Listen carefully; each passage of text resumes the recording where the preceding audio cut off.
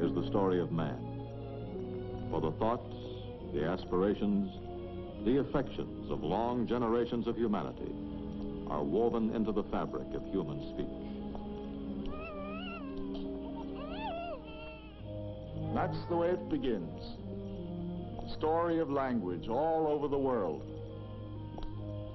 Sounds of human speech, like the very air we breathe, or something most of us take just for granted.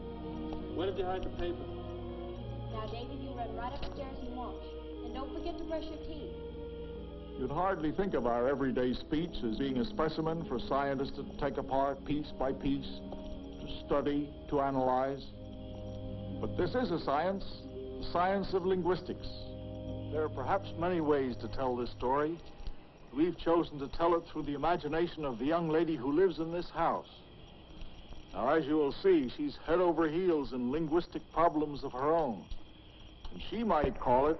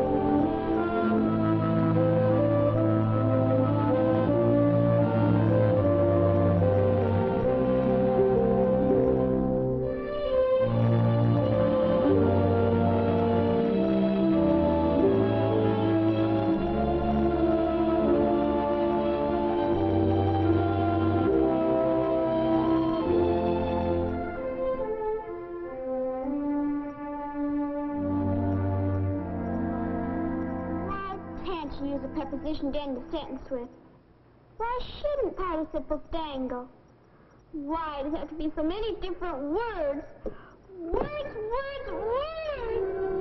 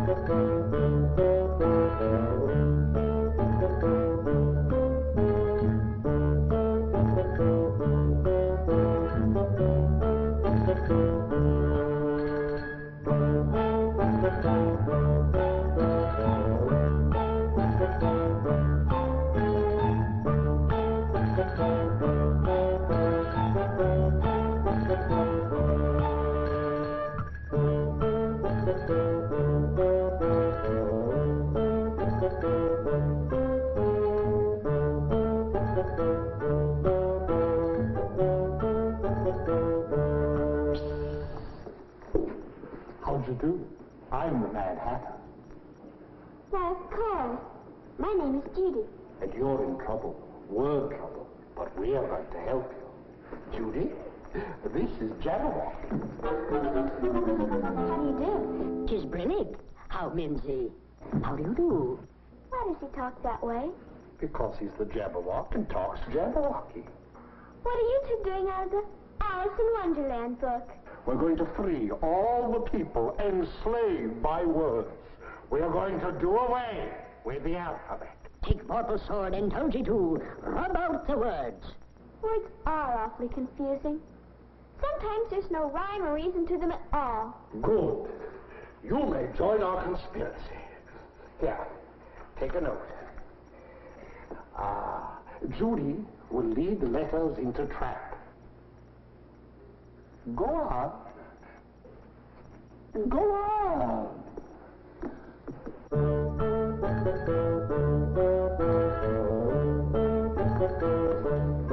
I'll take care of the capital letters. You may take care of the little ones. Hello, Judy.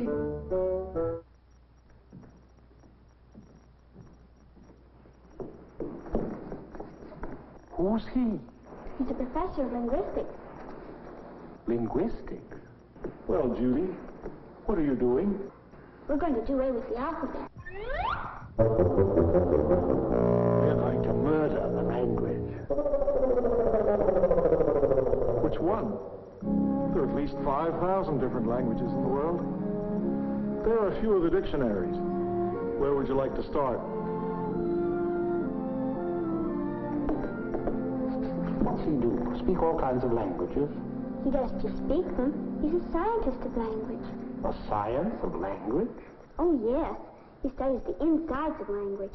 Sounds and words and alphabets. Alphabets. Is he for them or against them?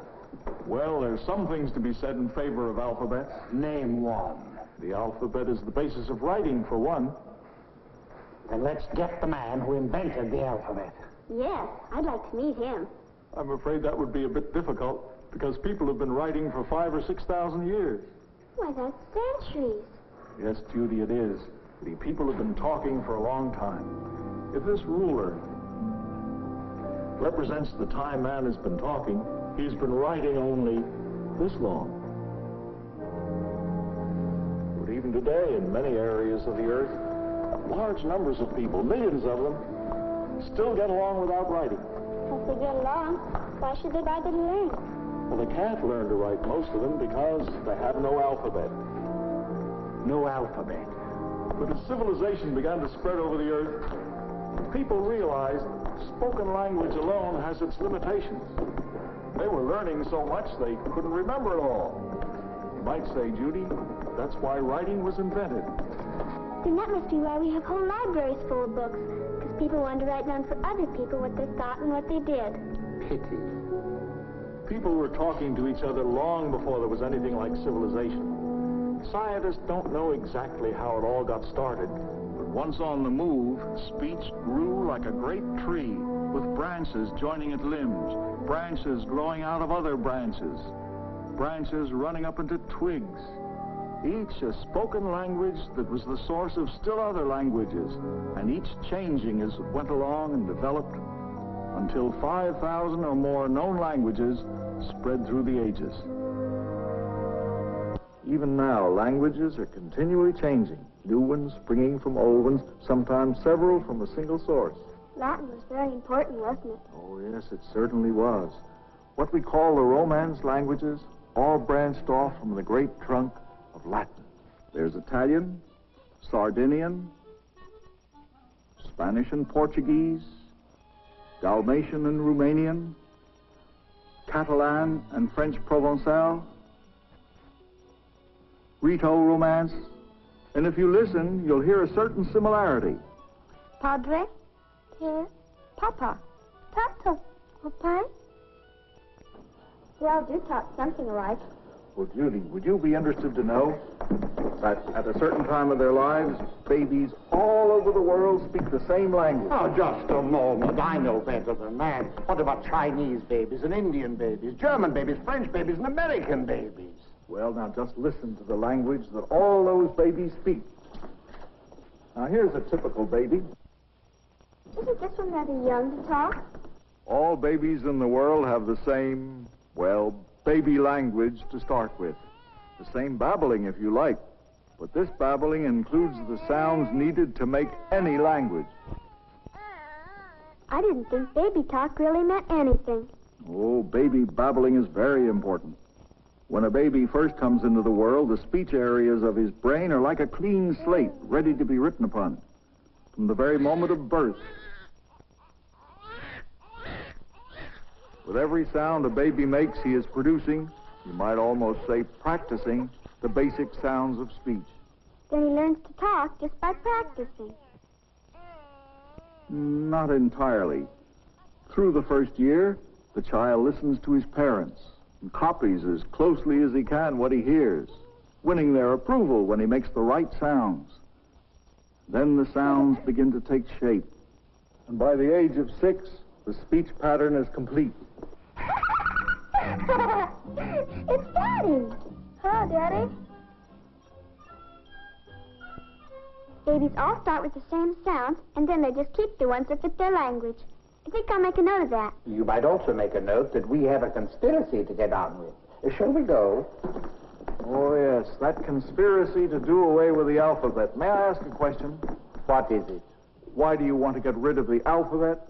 It's language we're after, really. And the letters of the alphabet are the building blocks of language. That's a beautiful statement. Thank you, Judy.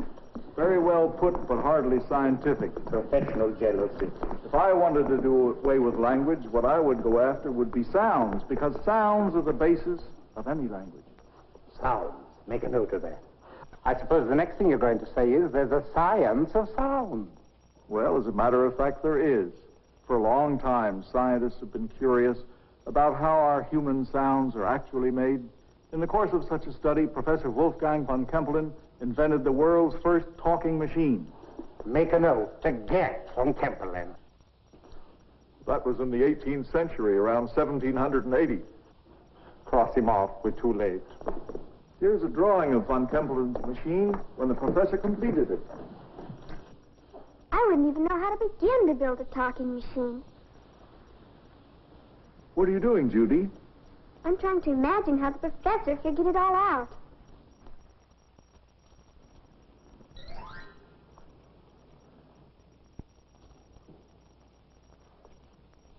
Before a talking machine could be built, the professor had to do a scientific study of just how the human speech mechanism works. Lungs, vocal cords, mouth, palate, nasal cavities. For speech, you need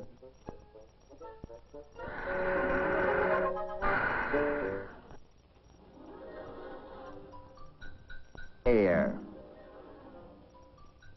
The chest muscles, acting as a bellows, operate to fill our internal bagpipe, the lungs, with air. Next, you need noise. Read from a bagpipe. That will do. Now we build the machine. While our friend is busy, let's look at some recent motion pictures of the human vocal cords in action. These films were made by the Gould Foundation Voice Research Laboratory at Northwestern University. You see, human noise is produced by the vocal cords, encased in the larynx or Adam's apple. Air from the lungs is released through a space between the cords, causing them to flap apart and slap together. These vibrations set up sound waves. Now, by slowing down the action with high-speed photography, we can see that the pitch of sound is varied by tightening or relaxing the pull on the vocal cords. Tightening them raises the pitch.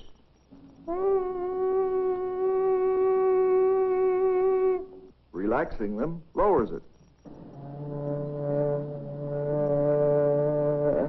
Effective as they are, the vocal cords are only the source of noise. It's the rest of the speech mechanism that shapes the sound into meaningful words. Now, what the professor had to understand to make his machine work was precisely how the tongue, teeth, lips, and so forth operate. A, E, O. Vowels. And now, consonants. B, B, B, Z, The breath explodes, it buzzes, it hums. The machine is finished.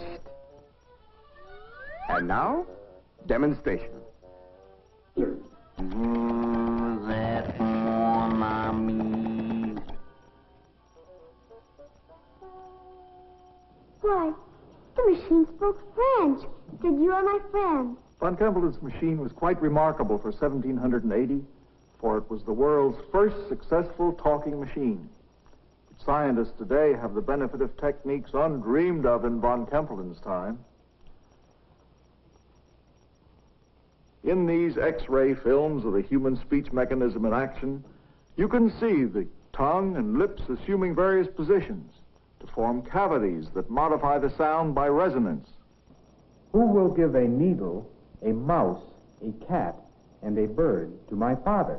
The sound of the different vowels depends on the height to which the tongue is raised in the mouth. High, mid, or low.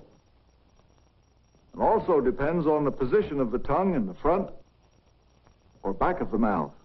Consonants are shaped by tongue, lips, teeth. Who will give a needle, a mouse, a cat, and a bird to my father?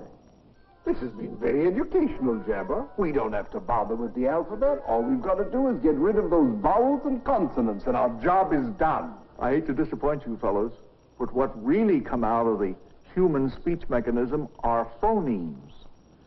P-H-O-N-E-M-E-S, phonemes. The basic sounds of speech. Don't even make a note of that, Judy. He's just trying to throw us off the track. Come on, Jabba. We've got plans to make. It is confusing. I guess I better ask you. What is a phoneme? Phoneme is a sound. Like A, B, C? No, they're letters of the alphabet. They're units of writing. No alphabet for any language truly represents the sounds of that language. Let me borrow your pad. Sit down and I'll show you. Now, let's take this word. Either. Now, this word has 5 phonemes. If I say it slowly, you can hear the 5 parts. But some people say either. Can you say either, or either? Either, or either. As your friend the Hatter's already said, the alphabet can be very confusing. Different pronunciations are sometimes spelled in the same way. That's why scientists had to develop more accurate symbols. Now, in phonemes, either is written this way. E,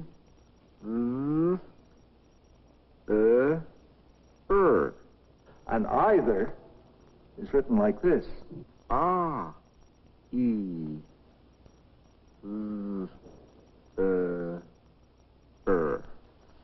The difference is the first little phoneme. That's right.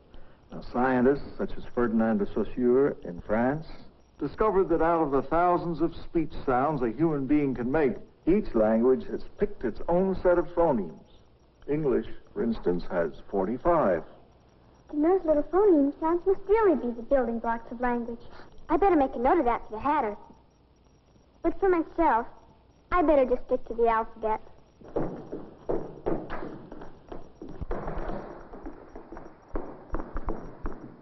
We have a proposal. If we can prove that it's possible to communicate without words, to say nothing of phonemes, will you give up your linguistic obsession and join our conspiracy? Well, science is always open to experimental evidence. Good.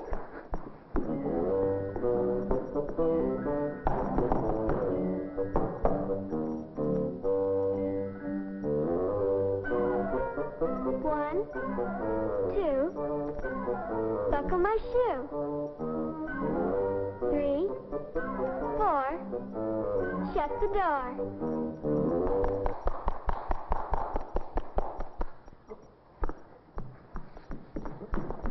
Why, I understood him perfectly. If we can win over science, the alphabet is as good as dead. Well, Dr. Linguistics, do you concede that we have made a point? Yes, indeed. As a matter of fact, I think we can substantiate your point further. I think you'll find this very interesting, Judy. Science.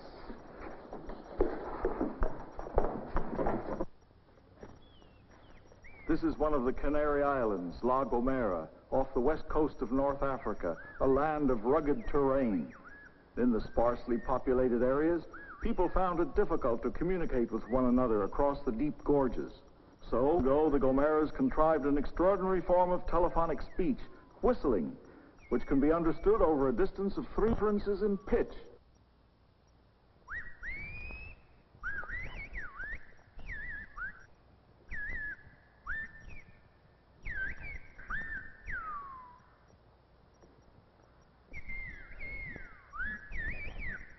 This whistling language is of great interest to linguistic scientists because it makes use of only one feature of normal speech, pitch. It does with all the variations of tone quality that Professor von Kempelen was so concerned about. Now, whereas this canary, another ingenious form of language, was invented in the North American plains. Indian Sign Language. When tribes met on the trail, hunted buffalo together, or met in council, wasn't time enough to learn one another's spoken language, so they used sign Washita. The white soldiers told the Indians, beside the river, called the Lodgepole River, before the snow, there'd be no more fighting, and that made all the Indians very happy. Excuse me for interrupting. I was just wondering how the Indians managed to talk with their hands in the dark. Well, they couldn't, Judy. As you can see, all of these methods giving man limitless possibilities for expressing his ideas, his concepts of science and technology, his day-by-day thoughts, his feelings, his emotions, love.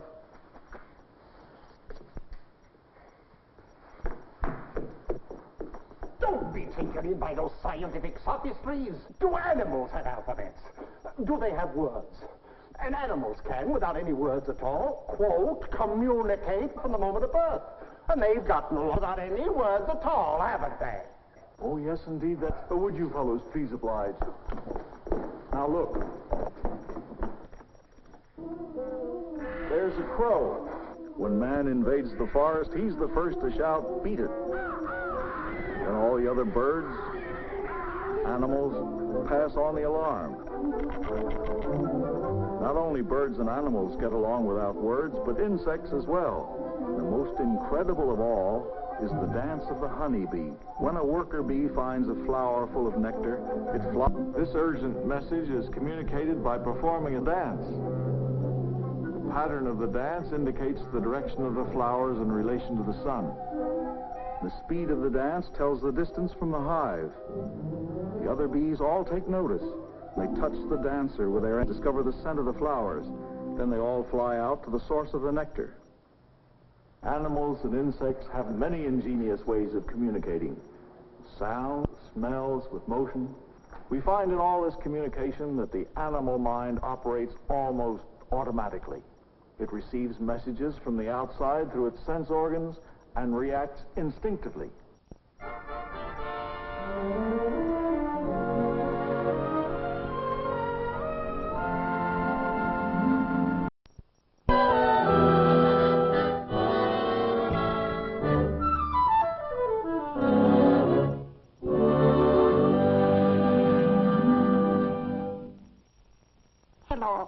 Hello. Why, Jabber, that's very good. You're improving. Hello.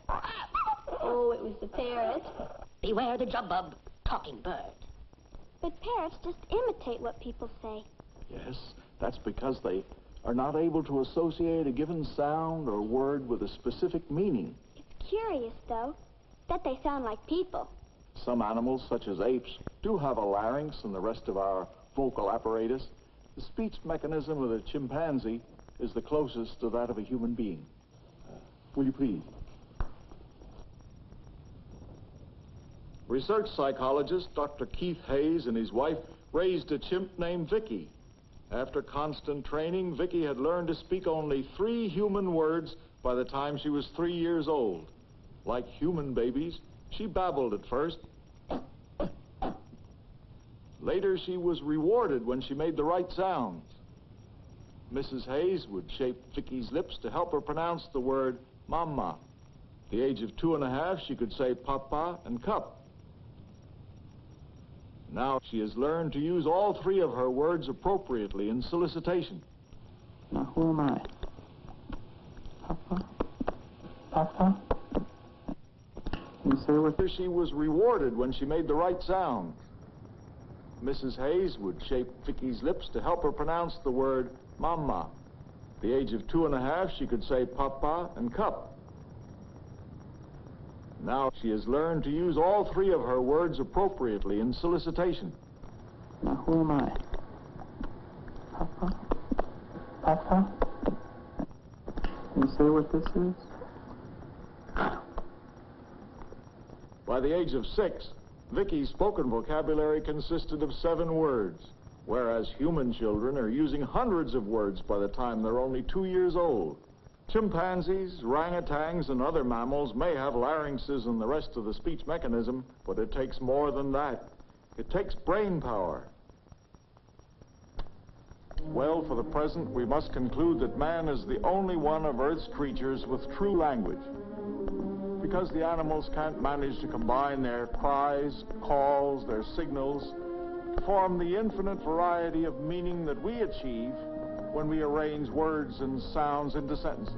So, Judy, shouldn't surprise you that some people have argued that what distinguishes man from beast is grammar. I knew it, I knew it. I suspected it from the moment he started building up this so-called science of linguistics, and all these pretentious words are just a cover-up for grammar. So, Judy, the sooner we get on with our conspiracy, the sooner we get rid of grammar. It would be a lovely world without subjects and predicates and split infinitives and the conjugation of verbs. But, Judy, grammar isn't just a bunch of rules. I know. It's the building blocks of language. No, it's more like the architect's plan for the building. Well, if you'll pardon me, Professor, I've got some plans for that plan. Then grammar is the plan of how we talk. It sounds important, but rather hard to understand. Judy, it's simply this.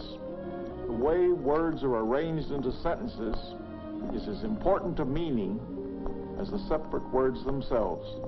Judy, did you know that your brain was unconsciously using grammar long before you started the school?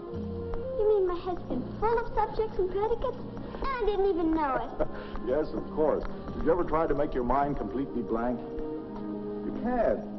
If your mind goes on talking to itself and in language. That's what we call thinking. For language puts not only words into our mouths, but into our heads, too.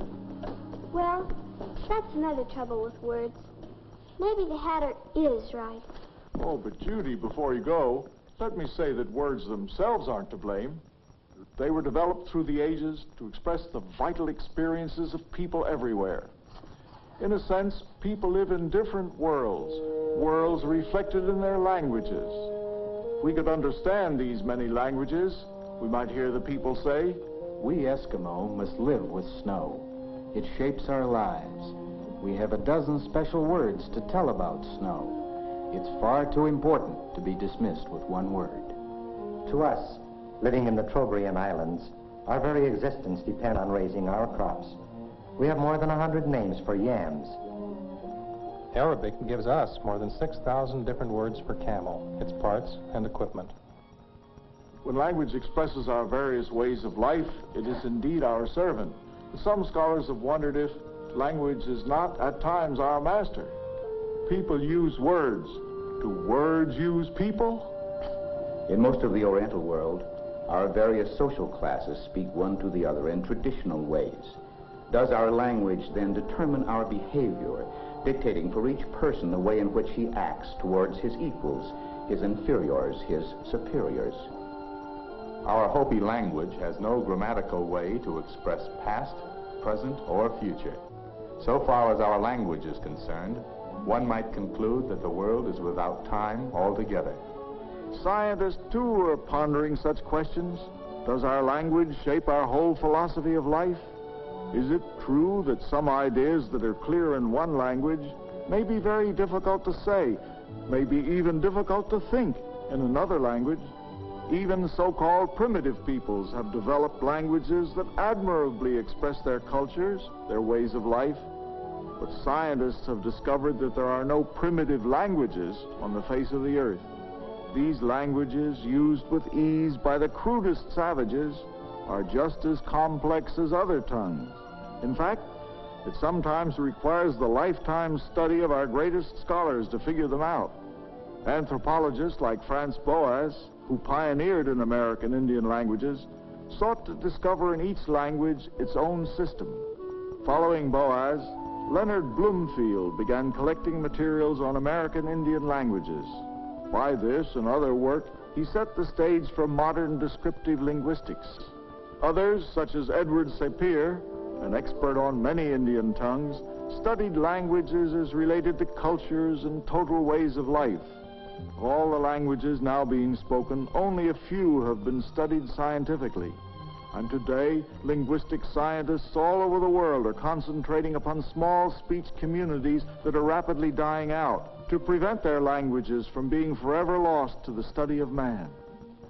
As we understand each new language, we learn more about the way human beings communicate with one another. Oh, look! There's an envelope. Maybe there's a letter inside. It's an invitation. Mad Hatter says we're invited to a mad tea party. He's going to prove that language is madness. And the guest of honor is to be Dr. Linguistics. A fish, whiffle, gyre and gimble. Be right over. My goodness. Tea and linguistics. What a curious combination.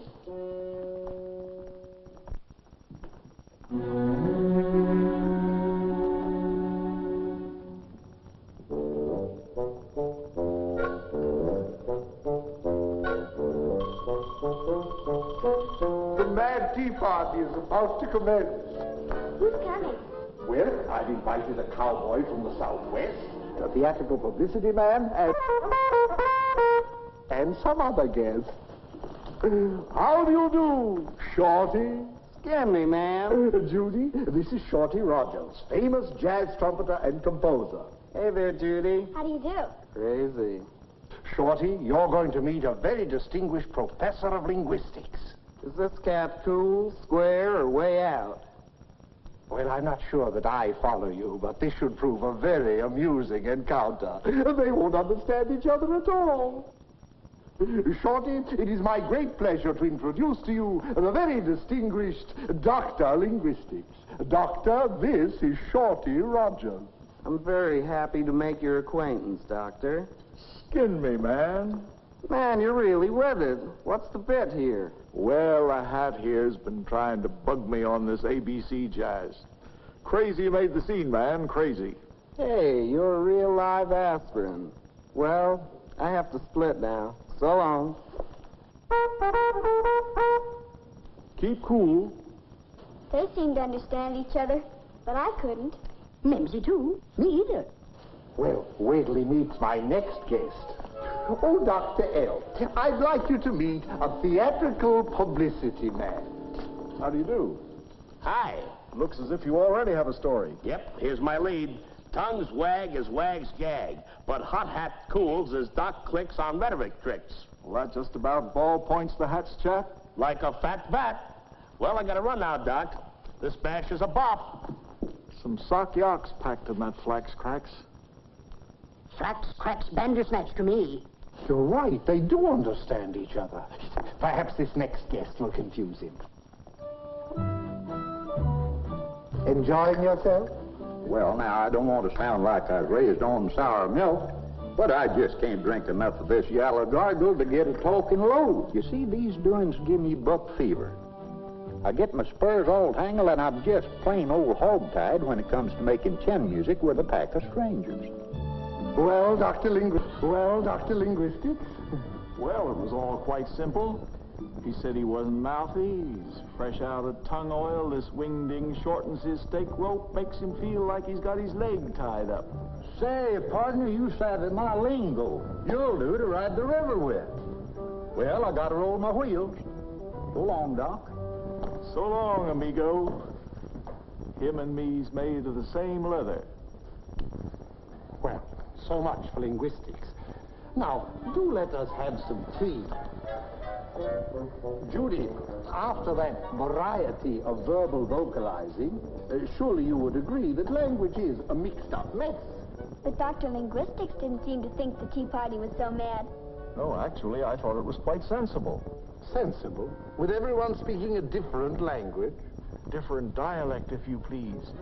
Now, these dialects and occupational vocabularies are what make any language interesting, colorful. They're part of our humor, but they're also the subject of scholarly research. Well, Dr. Linguistics, I'm afraid that you and I are not made of the same leather. Well, thanks for the tea and linguistics. It was very pleasant. Judy, would you care to join me in a little research project in American dialect geography?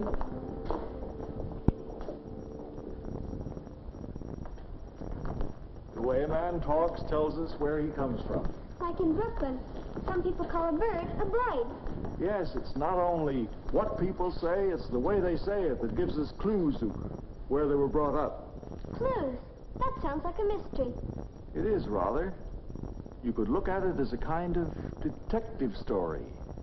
First, we'll need a suspect. And a private eye. Let's make it two.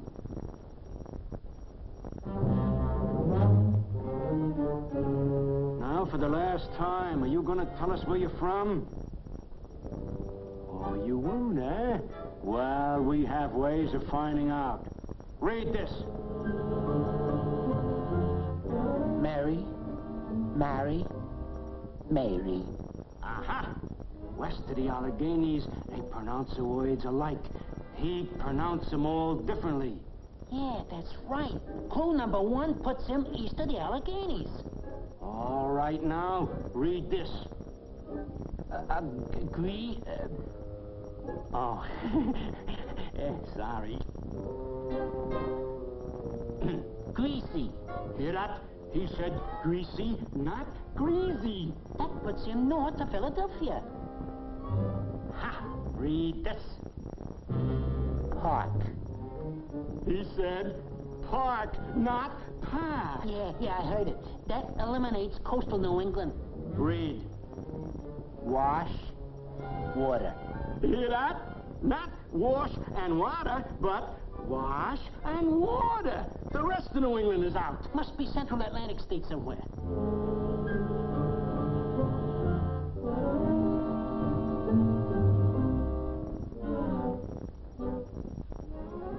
Father. Father? That cinches him. I'll put him within a 30-mile radius of Times Square, right? Yeah. 33rd and 3rd.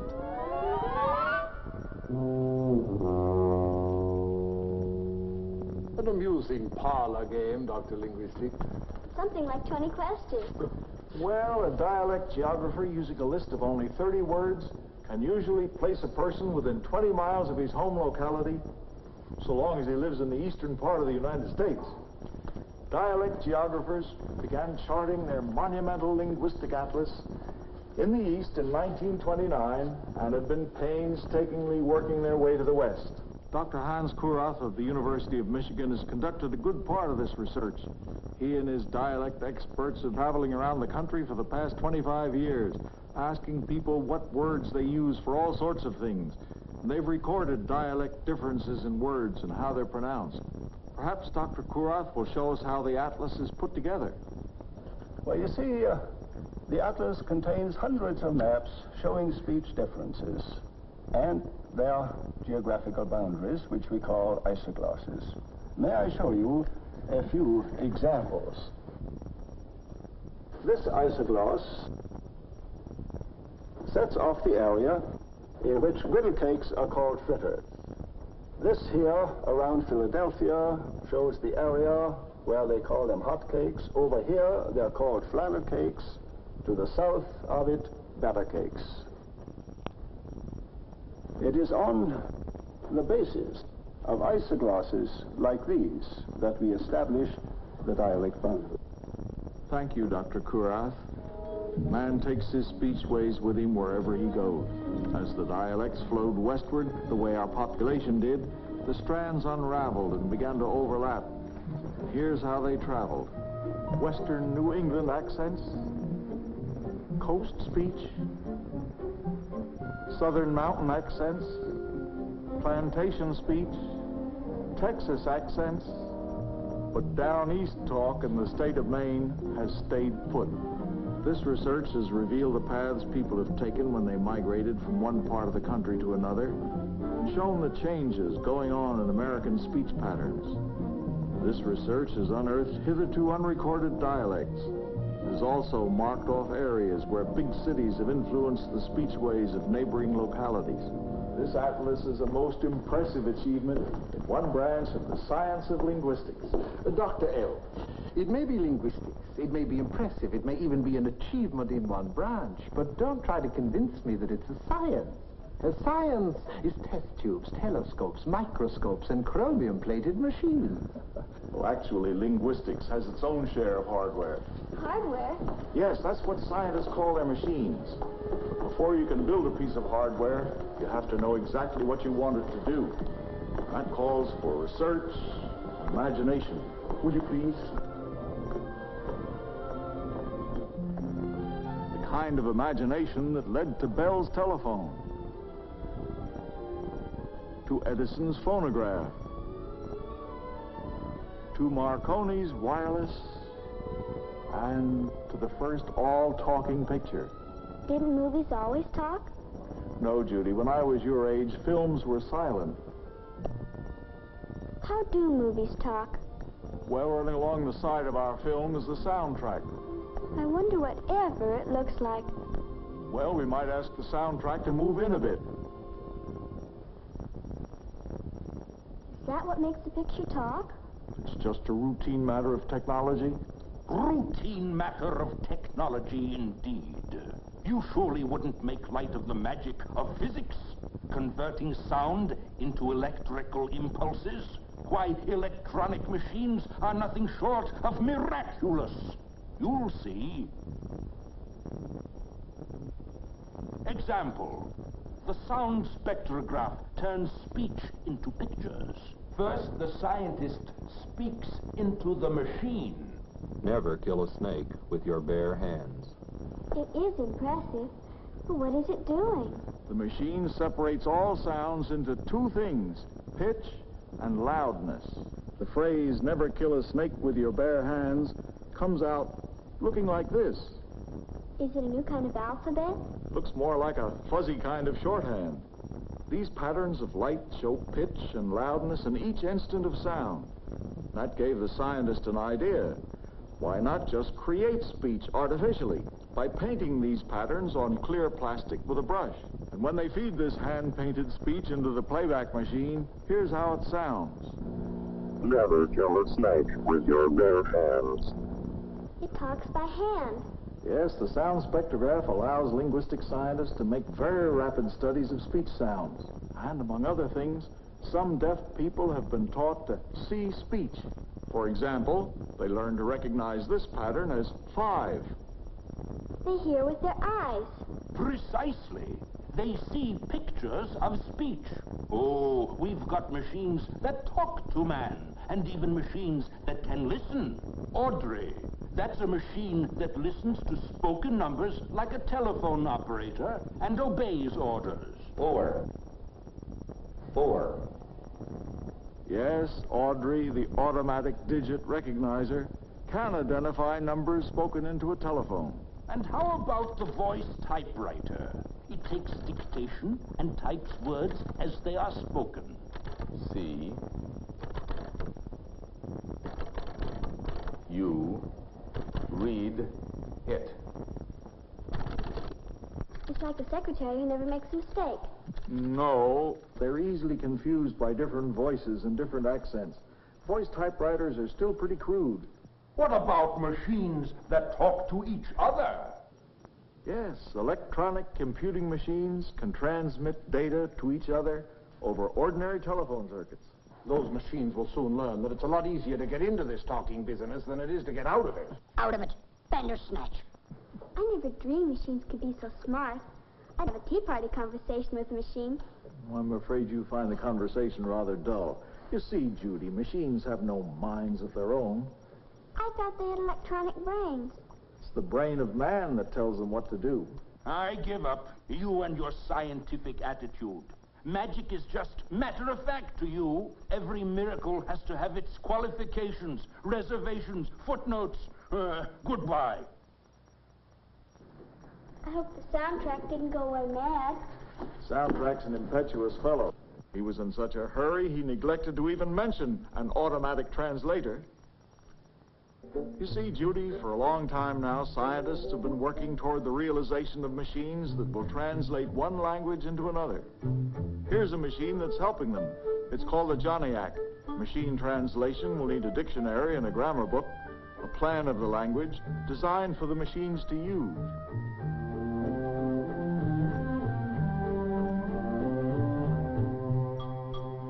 There's still a lot to be done, though. One of the linguistic scientists working on the problem is Professor Kenneth Harper. His students from the University of California at Los Angeles are also helping. Wouldn't it be wonderful if we had a machine that could translate languages so that everybody could understand everybody else? Yes, Judy, it would. Unfortunately, translating words from one language to another is not the same as understanding that language. But if we knew what the words meant... Well, word-for-word translation can never quite communicate to us the thinking, the overtones that convey true meaning in any language. A linguistic scientist, by finding new ways of teaching other languages and making them easier to learn, are helping us to break down old barriers. Judy, differences in language have been one of the greatest barriers to a meeting of minds among men. One expression of the desire for greater understanding is the United Nations.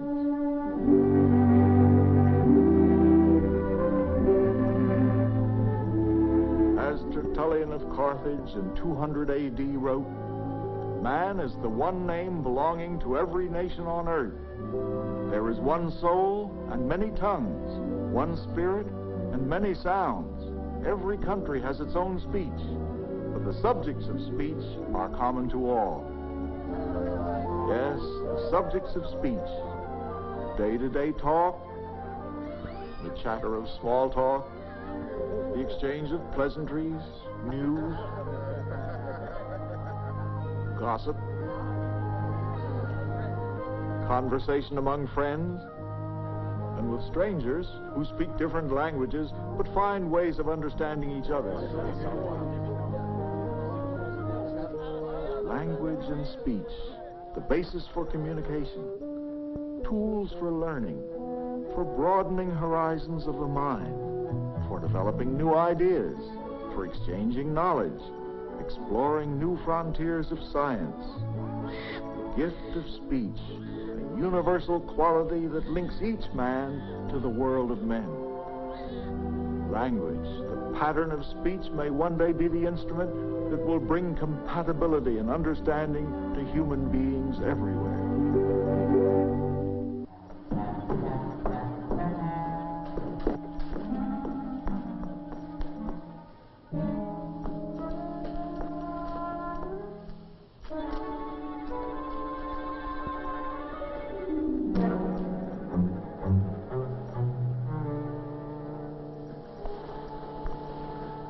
Soon I shall be immortalized as the man who freed people from words. But you're already immortal. Huh?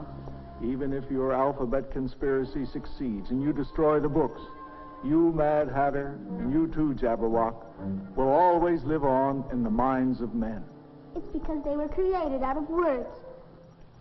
Yet you're both very alive to me. Why, I'm very alive to myself. And so are you, Jabber. I'm beginning to feel it. Immortality.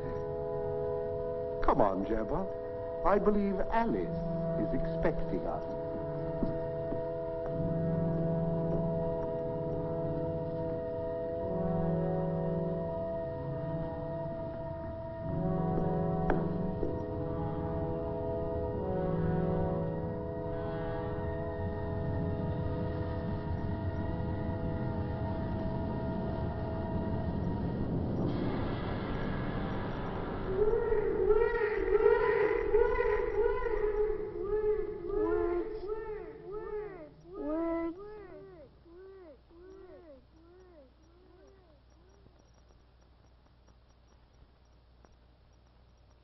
Words?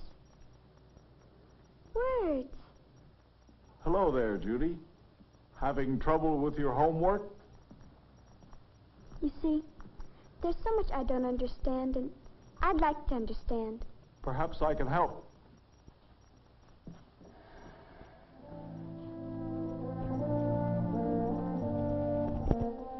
Just as men of science explore the atom, the gene, the universe, so also do they study the living breath of human speech, expressing the needs, affections, joys, hopes, tragedy, the very spirit of man's deepest nature.